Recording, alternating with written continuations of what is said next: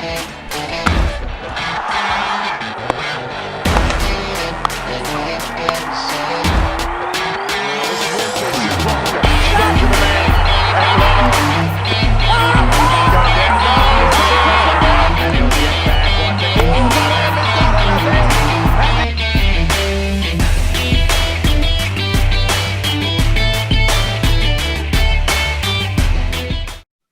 and welcome to How's That? Good to have you, Vijay, as always, my friend and colleague over a number of years. And lovely to welcome Rakesh Rao, who is Chief of Sports Bureau with the Hindu and Sports Star in Delhi. Nice to have you here, Rakesh. Thank you so much, Raj, for having me on this show. It's an absolute pleasure being here. Yes, good to have you on the show, Rakesh. After having spent 25 years or maybe about 20 years with you in the office, this is the first time I'm chatting with you on a computer. So. Close to 30 years, Vijay. Makes it 29 years to be precise. Yes, yeah. yeah. Rakesh, It's a good Rakesh, platform for all three of us. Yeah. Rakesh, I must tell you that yesterday when we were wrapping up How's That and we mentioned that you are going to be on the show today, Vijay said he was looking forward to chatting with you because you know so much about IPL, you have followed it seriously, and you know the trends even before they happen. How did you get the crystal ball that so many of us wish to get? Oh, well, Raj, let me tell you, this is not rocket science. This is not something that, a lot of people will have to, rack their brains to get it right. What I've been doing is I've been getting it right more often than not. The only reason being that I try to look beyond cricket when I'm watching IPL. Okay, let me be very honest here. I was following a kind of there was a kind of a tutorial by a chess grandmaster by the name of Nakamura, Hikaru Nakamura from the USA. Now, he said that life is about patterns. Chess is also about patterns. And if you see a certain phenomenon, you have to watch the pattern. So I don't know why this word got stuck. When you are puzzled by a certain pattern, then you try to look for reasons to maybe reinforce it, or maybe to make sure that you don't, tread that path again. So I wanted to be very clear on this. So the more I got into it, I realized that, yes, there is a definite pattern to it. Rakesh, you have held our attention, and both Vijay and I have been listening to what you've got to say. In fact, I would like you to continue a little bit more and elaborate on what you're saying already. Just look at the schedule of matches. That is, just focus on match number 56, 55, and 56, which usually takes place on the last day of the league.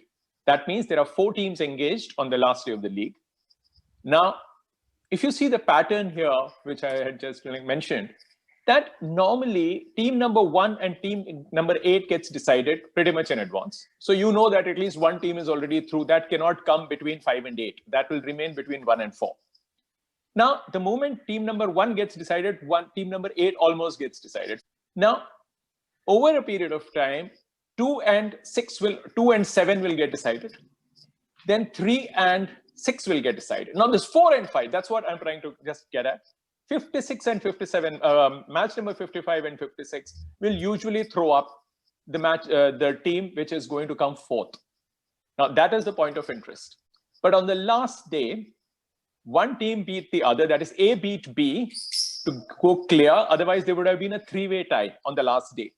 That didn't happen. But if you just look at the score, if you just look at the table, you'll find, well, that is quite clear. There's no, logjam there.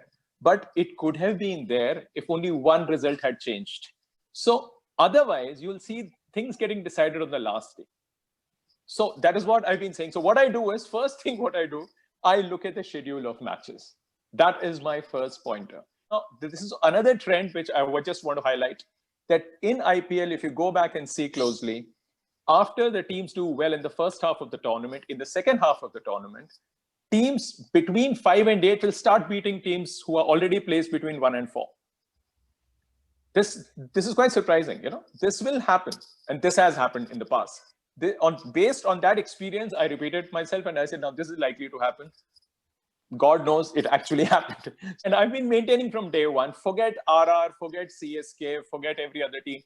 there will be a race between SRH and KKR. Yes, it's always nice to have your, a certain perception. And when that comes clear and when that falls in place and everything according to that, you, of course, your ego gets a bit boosted. That's about it. Yeah. Rajaram, you thought you knew IPL? Now, do you, after listening to this thing, discourse, you were watching, you and I were watching IPL as minutely as this man, because I have known people from circulation and advertisement department coming to him and saying, Rakesh sir, kal kya hoga? So, out of curiosity. So this man will always say, and then I would wonder, yaar, ye to main bhi IPL cover kar raha hu. Only this man is getting right. So Rajaraman, this is it. It is very fascinating. Whatever study he has done and pattern which he talks of. We'll get to that, Vijay. Rakesh spoke about rocket science. I don't know if it is rocket science, but it is really Rakesh science for sure. It is. Thank you for saying that. Absolutely. That's a new coinage. You want to look at how IPL has panned out this time. We look at the quality of the contest itself, the quality of cricket itself. But I think we should also remember that IPL happened after a long break. For many cricketers, there was no cricket for 5 to 6 months. For them to come back and play the kind of cricket that some of them have played, I mean, who would have imagined the emergence of a Devdutt Padikkal on an IPL platform? Who would have imagined Ravi Bishnoi bowling brilliantly? Rakesh and Vijay, I would want to know what you think about the quality of cricket. I was quite surprised at the intensity of contest, at the level at which some of the players were able to showcase their talent and come very good and entertain everybody. Rakesh? I want him to speak first, then I'll pick up the threads. Let him discuss. I want to listen from him what he feels about this IPL. See, first of all, like Rajaram very rightly said that, yeah, this is a platform for a lot of youngsters, like people like me and you who have actually covered a good number of like domestic games. We do get to see them in action again in empty stadiums, but it's okay. But when you look at somebody like Devdutt or a Bishnoi and so many other guys, my question is, they look good here. Let me also tell you that moment the next series starts, you'll forget about these names. This is what we have seen over a period of time. We have had so many people, the Jakartas of this world, or you say, a lot of these guys. There was one guy from that Swapnil Asnodkar. Now, all these guys looked good. I mean, right from 2008 onwards, if you look at the names there. But where are these guys now? Right? So what I'm trying to say is there'll be a lot of names will be lost in the wilderness. Maybe we don't have the time to follow them, and maybe they don't live up to the expectations or the kind of hopes which they themselves have raised. And somewhere they lose their way. But I wouldn't read too much into this. But yes, this is a great platform for those who do well, and it's for them to go back and consolidate. They should get the opportunities. And then they should ensure that, because some of these names have stayed put and they have looked good. For example, somebody like Sanju Samson. Sanju has been doing well, but we first caught the eye in IPL. And thanks to somebody like Shane Warne, who would, mentor him to keep his head in place. So he performed for RR, not so much for Kerala. He did have, all those knocks, all right. But if you see the number of innings where he has failed, he hasn't quite done justice to his talent. His ball striking is amazing, yes, but you don't get that wicket here. You don't get that kind of bowlers to face if Kerala is facing some of these bowlers. And again, we are also looking at somebody in white ball cricket. Now, red ball cricket is a different ball game, quite literally. So I don't read too much into it beyond the point. Rajan, this was one fun. If you remember, when KKR won the final first time, there was this guy called Manvinder Bisla, right? He was a toast of the cricketing fraternity that night. Everybody. I remember journalists lining up to talk to him, and then next season he didn't have a Ranji Trophy team. So it is a learning lesson. I would say there's a lot to learn for these youngsters, but I think there is competition to be enjoyed. So, like he says, Rakesh says, don't read much into it. Enjoy. and forget next day. I mean, obviously, it's just. I mean, if you expect somebody to be hailed for a 4-over performance or a 35 runs of 20 balls, then I'm sorry. I think then your cricket also is very, I would say, skewed understanding of the sport. So now, I mean, I would like to know from you what is your opinion? Yeah. So I will take you guys back to Ravindra Jadeja. He played for Rajasthan Royals in that first season, and Shane Warne told everybody that this is going to be a superstar. And we have seen Ravindra Jadeja do well for the last 12 years or so. I'm sure that if given the right platform, given the right kind of encouragement, and if they keep their head on their shoulder, the two guys that I named, particularly Devdutt Padikkal and Ravi Bishnoi, two youngsters who caught my eye, and there is Kartik Tyagi. He did not pick up too many wickets, bowled well for Rajasthan Royals, can be quite nippy, is not afraid to bowl the bouncer at international class batsmen.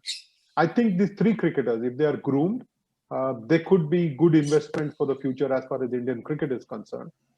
But that actually brings me to this point, Vijay, that if a Bisla is lost to Indian cricket, or if a Shadab Jakati is not known anymore, then it is Indian cricket's loss. I'm not saying they're the world's most gifted cricketers, but they needed to be talked to. Teams needed to nurture them, not just see them as use and throw material. One season you do well and then you drop. That is why I like a team like KKR. They have invested in youngsters even when they were injured. And I think Shivam Mavi is a very good example of somebody that they've invested in and sustained even when he was not fit. And I think that is what one likes to see. Invest in youngsters, show faith in them, and then perhaps they will give you the rewards in the long run. They have not dropped from the sky, all the names. They've been in the radar. If you ask the junior selectors, they will give you these names. If you ask the senior selectors, they will give you these names because they are following a process. They've all been at the NCA. So Rahul Dravid knows them inside out. And all these zonal academies, they've seen these players.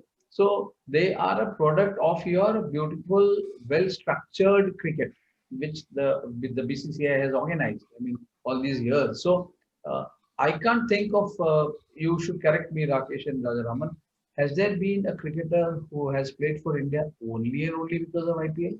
IPL is a part of the system, Vijay. And I think IPL is a platform where temperaments are tested, where you get to rub shoulders with senior cricketers, people from overseas. You get to learn from them.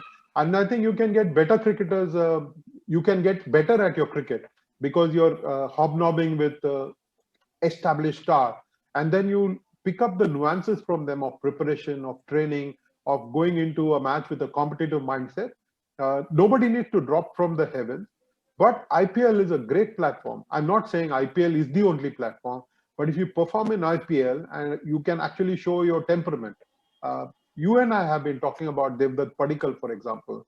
I would be the most disappointed, Vijay and Rakesh, if Devdutt Padikkal doesn't go on to play for India and for a number of years. He seems to be languid. He has got the time to play in short and is very mature in shot selection. And I think these are hallmarks of a youngster when it comes to selecting them or identifying talent. I think Devdutt Padikkal is a name to reckon with, will be a name to reckon with for some time to come. But what about all that you have learned the years running into the IPL? That also you have been taught by some of the best coaches in India. Some of your best players, you get to play with them. So I will not accept this that you only learn to play or you learn from foreigners in IPL. No, I mean, there are many learning avenues for you. NCA is a learning avenue. The whole year, NCA is looking after you. Zonal cricket academies are there to look after you. IPL has its place, but I will not give more importance than it deserves because you make your money. That is good because IPL gives you the platform to look at a secure life, which is fine. Okay. Yeah, Raj, I completely agree with what Vijay said. See, we need to understand one thing, that these guys whom we say that they were extremely talented, they have made their presence felt, they also need to understand that they are being challenged by a lot of youngsters who want to be in their shoes. They also want to show the world that, look, we are no less. If he can do it, so can we. So this kind of competition will always be there. and people will have to continue to perform. It's not just that you show that spark and thereafter you don't do enough. So I think that will always be there, which is a good sign. And if you can't stand up to it, as I say, it's the survival of the fittest. So you will die at some point. Your talent will only take you up to a point, but hard work has to be followed. If you don't have a discipline, you don't have the right temperament, if you don't have a cool head on your shoulders, and of course, you need to be mentored. That I feel is very important. People need to be groomed because people come from different backgrounds. Not everybody can be a KL Rahul or a Rahul Dravid or somebody like that. But these guys are groomed. You know that the first time you meet them, you know that they take their cricket differently. Of course, everybody takes it seriously up to a point, but these guys are groomed to be great cricketers. That's what I saw in the past. That's what I've seen now. So I want to see more of this kind of cricketers who show that they're good and they go on to make it big. Right, Rakesh. There have been instances of wonderful cricketers not finding place in IPL. Somebody who was perhaps born to play white ball cricket, and I'm speaking here of Unmukt Chand, for example, Vijay. You have seen him as an under-19 cricketer, and then he's kind of lost. He's gone to play for Uttarakhand, didn't play a couple of games in Ranji Trophy this year. So the grooming becomes essentially a very important part for BCCI and for the state associations. I think if they don't care too much for the cricketers, if they don't give them the right kind of support and advice, and just treat them as employees and say that, okay, good luck to you. If you don't perform, we will dump you by the roadside. I think it's not going to augur really well. You have invested so much in youngsters, and somebody really needs to be accountable and ensure that some of these youngsters go on to play a higher level of cricket, Vijay. Yeah, you're right about Unmukt Chand. He should have been playing regularly in the highest league. Somewhere he lost. I think lack of guidance, or maybe lack of form, lack of grooming, mentoring, a whole lot of things. And at the other end, I have nothing against him. There is a player called Pawan Negi. He's been playing every year, and he's played IPL regularly, and I would like to know why and how. What exceptional talent do the franchises see in him? So, yes, it's a platform. If you can utilize it, good for you. Unmukt had his chance. He didn't grab it. So he's languishing now. Okay.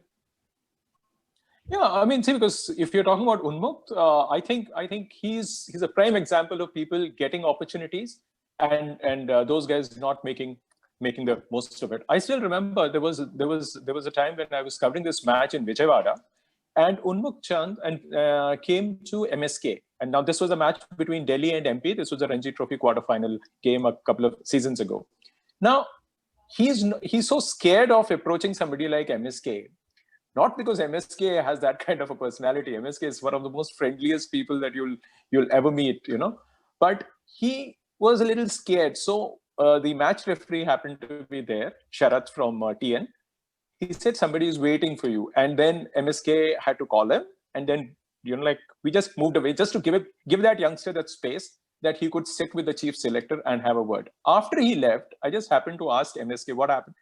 He said he wanted to know why he's been kept out. I showed him all the scores. He just opened his laptop and showed him the number of opportunities he had got for India A. Now, he was one person whose name used to be written first when an India A team was being selected. First of all, number one, he was an opener. And so they would write Unmukt Chand and the rest of the names would just follow. He was a given. It was a certainty. Now, what did he do with that? That kind of faith which the selectors showed, the team, the state which he represented that pretty consistently without having the scores to back his presence in the team. So that is one example. And as Vijay very rightly said, now he's languishing.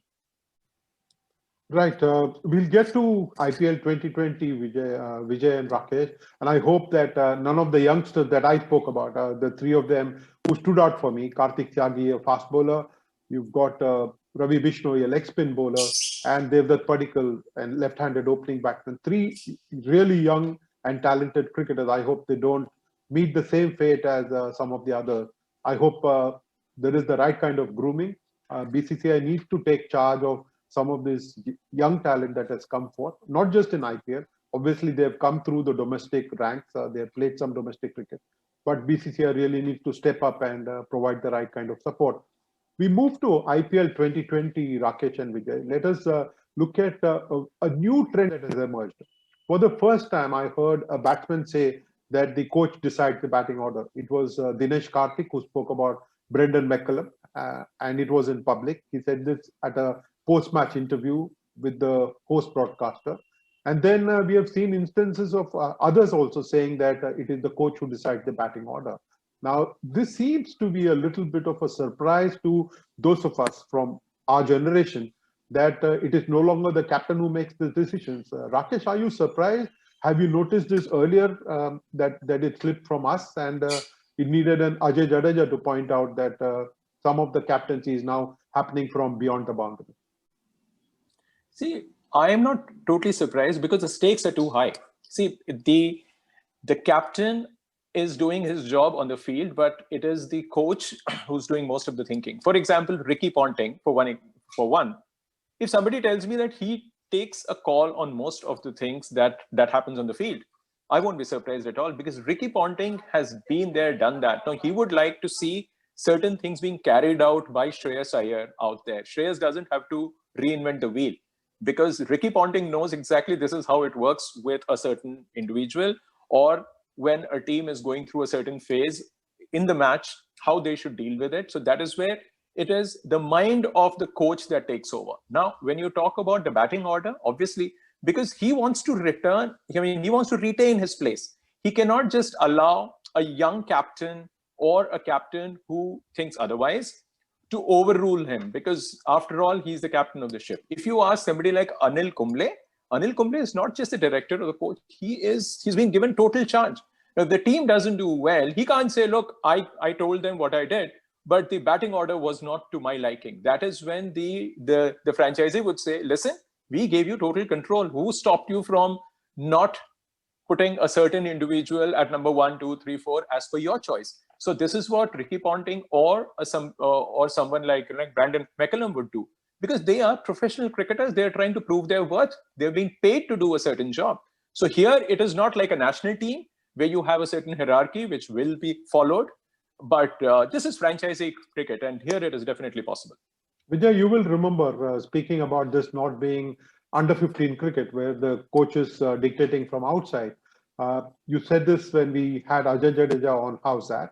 And I think the coach's job really ends with preparation. It doesn't entail having to make decisions when a match is on. Cricket has been a captain's game, and I would like to believe that captains like Virat Kohli or an MS Dhoni, and even Rohit Sharma for that matter, would want to exercise control. I don't think Steve Smith would have let the coach there make decisions. Some of this is new to me. Some of this is surprising. I hope and pray that cricket remains a captain's game, and that coaches, their job ends with the preparation level and doesn't continue when a match is on, Vijay. But Rajaraman and Rakesh, in the last 15 years, high-profile coaches have taken over cricket. If you see, yes, people talk of Greg Chappell, or you talk of Buchanan, and then you have so many other coaches. I'm not able to read them off the names now, but you must understand one thing, that in IPL, coach will play an important role, because situation is changing so rapidly that the captain who's on the field is not able to think for everybody. I mean, there is the man outside is sitting with an analyst. There is a video analyst sitting with him, giving his inputs, and somebody is taking notes. The assistant coach is taking notes. So it is. When was cricket played through a laptop or a computer or a board? It was played here. I mean, you would go and take your own decisions. Captain would take. Even now, captain is taking the decisions. But look at these strategic breaks. It is meant because the coach will come and give his inputs, because he has watched it differently from outside. He gets a very big perspective of what is happening. You know, some field positions or some changes. We don't know, Rakesh and Rajaraman, how many times this input would have helped the captain. You know, we are just sitting outside and watching. We don't know. So there has to be some meaning to these strategic timeouts, So coach will be important in matches where there is so much happening in a very limited time. I think inputs are one thing, Vijay. I'm sure coaches have got input to give. And like you pointed out, watching a game from outside, you have a very different perspective. You perhaps have a 360-degree view from outside, and then you're influencing the captain and the players. There is no doubt about that. But at the end of the day, I think the responsibility and the buck will stop with the captain. It's going to be interesting to keep tracking what is happening there. Rakesh, your own views though on some of the brighter side of your own views on the brighter side of IPL this year. What are the standout performances that stay in your memory? See, number one for me, as you like said in the past also, I mean, like like you have already mentioned it earlier on the show, that great to see some youngsters making the mark. For them, this opportunity wouldn't have been there. It is only because of IPL that we are talking about certain names here. They've been there, they've been playing their cricket for a long time. So youngsters getting that platform, that is for me the biggest takeaway. So that is why I watch with interest who is this guy, and I try to know more about the individual than I knew before the IPL. So yes, that is one. But if you speak about the trends here, for me, this particular edition of IPL, where before the tournament, everybody said that, look, wickets are going to get slower, the spinners are going to play a bigger role, and the par scores on a lot of stadiums, for example, Sharjah, when it started in the first week or first 10 days, it used to be close to 190, 200. It fell to about 160. So that came true. So spinners had a major role. But in spite of that, the kind of wicket that we saw at all three venues, I was particularly impressed by the ability of bowlers like Rabada, like Jeffrey, or Jofra Archer. Now, these are the bowlers who were not necessarily taking wickets. They were making an impact. Sometimes you don't get wickets, it's okay. But once you get the ball, those 24 legal deliveries that you are supposed to bowl, the team is relying on you. Now the wickets are getting slower. The bowlers the batsmen are waiting for the ball to come on to the bat, and your pace allows the batsman that kind of pace. Despite that, despite the new challenges of the second half of the tournament, they were on the spot. Now this is for me education. When they make the ball chalk, even like that, I mean, Jofra Archer was magic for me. What he could do against quality opposition. Wicket wasn't helping him. It was, he could make that white ball swing at will, yes. But what about, the ball coming off the surface? He was fantastic. I mean, his lengths were perfect. He was hitting those hard lengths. Now, for people who want to actually see that, I think a lot of these guys contribute without even sitting there and preaching. Jofra Archer, for me, was masterclass. Rabada with his attitude, and for me, when I heard him, I think this guy has matured. I mean, I've been seeing him for the last 2 seasons for sure. Last season, I had a chat with him, but this man looks different. I mean, in the last 18 months or so, this guy has matured, and the way he is contributing to the whole team. He speaks for DC. He doesn't speak for himself. For me, that was a takeaway, because here is a youngster who's telling people how to be. That is so important, because he is not taking any credit. He's being modest, yes, but he's supporting it with facts. He's not just trying to be just bare, simple, modest. No, that is what I want to see. That a lot of takeaways, not just on the field, off the field, how they conduct themselves. A lot of cricketers need to learn this. And a lot of these guys, as bowlers, as performers, who need not be in form for long, which is natural, but can they conduct themselves the way these guys have done? For me, that is one of the takeaways, yes. Vijay? For me, I think I would pick somebody like Tewatia, who doesn't get an opportunity. Nobody knows him. And suddenly people have discovered, oh, he's such a good leg spinner, because he has watched Rashid Khan in action. He's watching him, observing him. So Rashid Khan has been the inspiring figure for all the spinners in this tournament. To me, the best performer, one individual is Rashid Khan, because he has taught you to enjoy your cricket. He has taught you to to dominate the batsman, and he smiles. He gets hit, he smiles, and then he's willing to bowl in every situation, right? And he's performing match after match. So to me, this inspiring figure of Rashid Khan, he has had an influence on all the leg spinners in this tournament. You look at how Tewatia has improved with every game, how he started off, and now he's bowling with such confidence. He's experimenting in a T20 in 4 overs. He's doing so much of experimentation. Bishnoi is doing it. So to me, I think Rashid Khan has been the influencing and the biggest takeaway for me, at least. I mean, I haven't watched such a wonderful performer for a long, long time. Right, Vijay, I'm going to give you a different challenge. I'm going to mention a disappointment here. Wanted Rishabh Pant to do really well.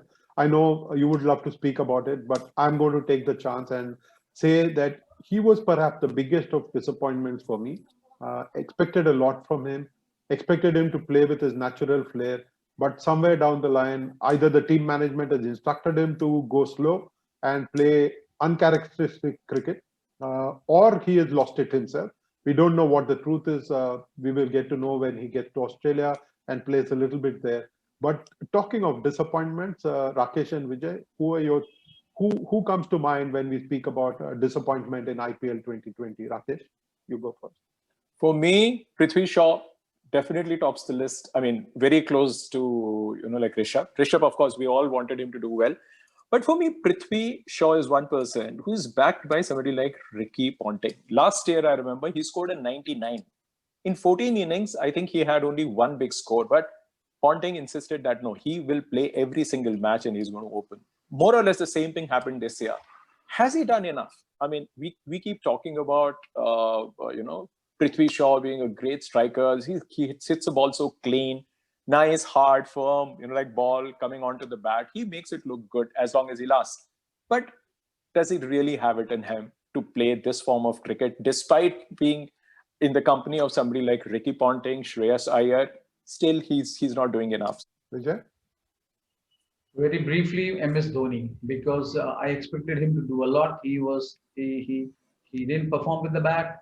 He tried to inspire the team with his captaincy, which he managed. But as a batsman, he was a big letdown, because I thought he was one man without the team did miss Suresh Raina, Harbhajan Singh, Watson not scoring, Bravo not scoring. But Dhoni, by his standards, by his very high standards, was a big disappointment. Since you work for a newspaper in Delhi, would you like to go first and tell us what do you think is likely to happen, Mumbai Indians and Delhi Capitals? Okay. For me, MI can draw a lot of heart from saying that, okay, we have topped. Despite losing the last game, we have topped.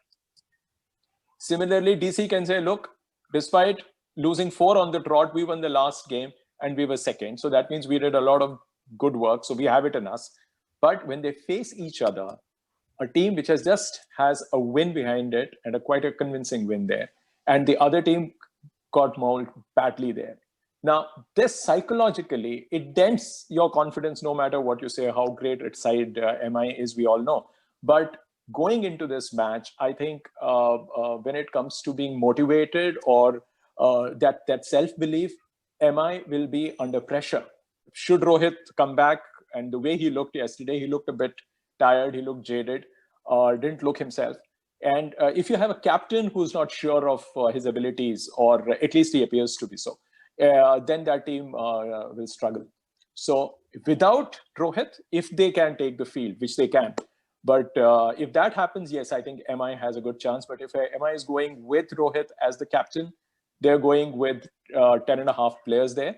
But talking about DC, I'm sure will go all out. They have nothing to lose. But DC has that thing to beat MI. Like SRH showed the way, DC can follow it. Vijay? But I will say Mumbai Indians, because they will come back strongly. They may look, the winning streak has been broken, but they took the field without Bumrah, Bolt, Pandya. So once they come back, it will be probably the same combination, and they would like to back themselves. And DC, of course, we are Delhi Walas, but I would want Delhi to win. But on paper, the way the trend has gone, Mumbai Indians is very, very strong. And before the game, if you ask me, Mumbai Indians should be there. Vijay and Rakesh, it is usual for us to bring in a North Stand Gang member to ask us a question. So here is Pranali Kalose asking one about the Mumbai Indians batting. The curious case of Saurabh Tiwari. He is that one individual who's been carried along a bit by the team itself, especially with the Mumbai batting lineup doing really well. He hasn't done much with the bat except for the very first game of the tournament, wherein he scored 42 against the Chennai Super Kings. A big liability on the field, especially with the kind of fitness that he carries with himself, and considering the huge outfields of Dubai Cricket Stadium.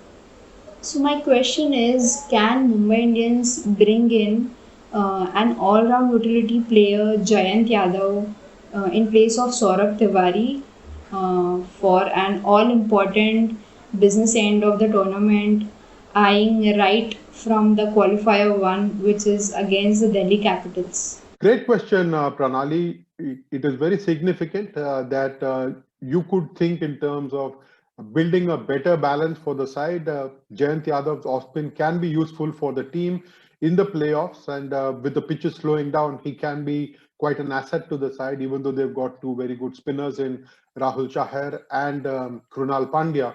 He might be useful, and I'm sure the Mumbai think tank will think in terms of including him.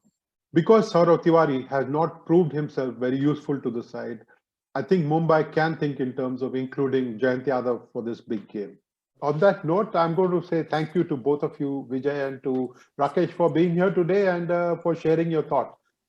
Always engaging to be in conversations like this with people who go out and cover a lot of domestic cricket, much more than I can even imagine. Both of you have been there at the grassroots level and have watched a lot of cricket. So it is education for me to hear both of you.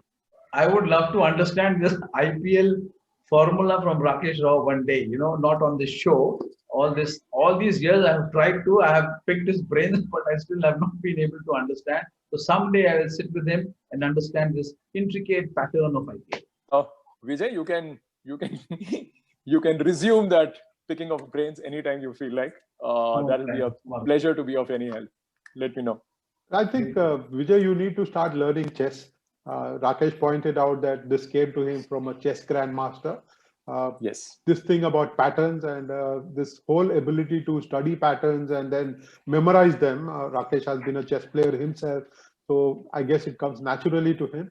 I've always believed that any sport is a battle between individuals or between managers, and it is a game of chess that they play with the cricketers or the football players being merely pawns at the hand of the captain or of the manager.